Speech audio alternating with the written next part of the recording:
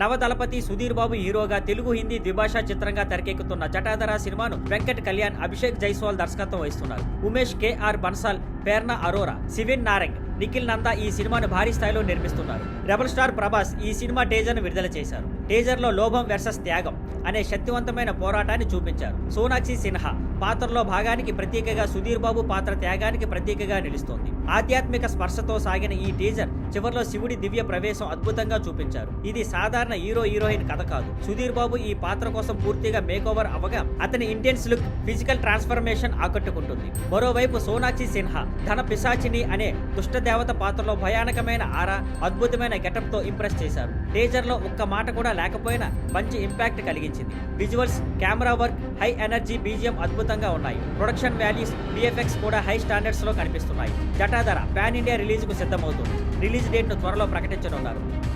Thank you for watching. Please like, share and subscribe.